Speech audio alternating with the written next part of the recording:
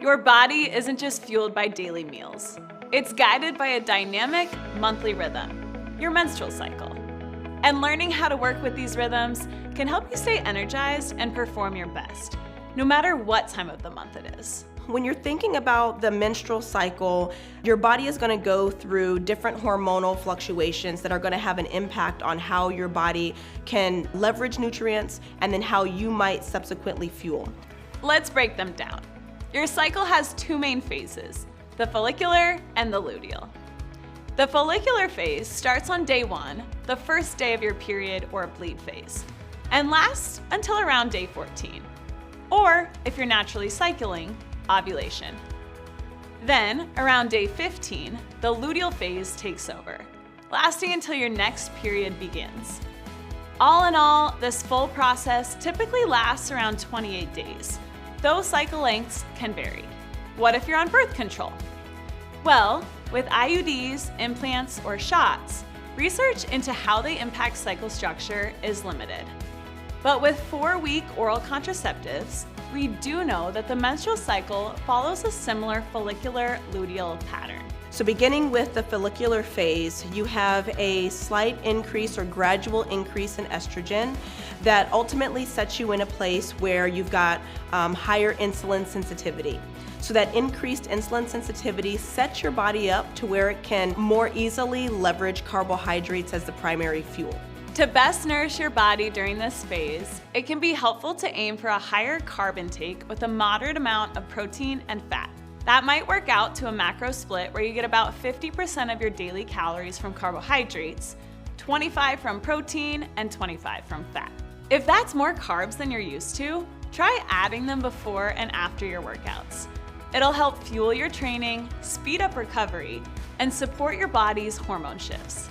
For me, I use something like a frozen waffle with a little bit of peanut butter to give me that instant energy to get me through my performance and have the energy to get through the performance.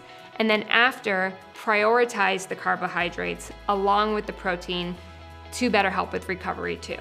Also, prioritize food sources of iron and vitamin C to support your energy. All this will help you not only feel your best during your follicular phase, but also set you up for success in the luteal phase, which is what comes next. So when you're in the luteal phase, your progesterone is going to increase and your estrogen is going to fluctuate a little bit more. This increase in progesterone sets you up for a situation where you have lower insulin sensitivity and your body's able to leverage fat more readily as its primary fuel. Progesterone also puts the body in a catabolic state, meaning it promotes the breakdown of protein and fat. To counteract it, you may need to increase your intake of both macronutrients. To make room for the increased need for protein and fat, you might need to lower carbohydrate intake. For instance, in this phase, you could aim to get roughly 40% of your daily calories from carbs, 30 from protein, and 30 from fat. Some of the things that I do during my luteal phase to support my fueling habits tend to be consuming things like nuts and seeds, avocado, even fish, especially because that's gonna not only give me those heart healthy, good quality fats, but it's also gonna support me with some protein as well and help me sustain between meals. Getting plenty of fruits and vegetables can add extra antioxidants to further help the body manage any extra stress.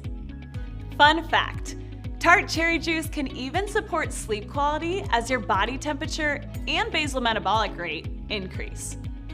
Yeah, during this phase, your body actually gets warmer and naturally burns more calories at rest, meaning you will likely need between 100 and 300 extra calories a day to support your body's needs.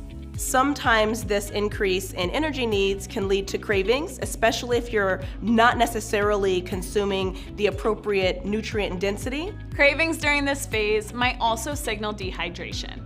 Progesterone's a diuretic, so keep an eye on your hydration and add electrolytes, especially around your workouts. Try not to get overwhelmed.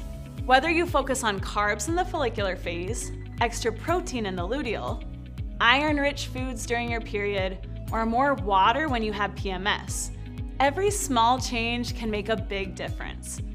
And before even digging into the details, get the basics down pat. Begin by tracking your cycle and ensuring you're meeting your baseline energy needs. Once you're tuned in there, that's when fine-tuning your fueling really pays off.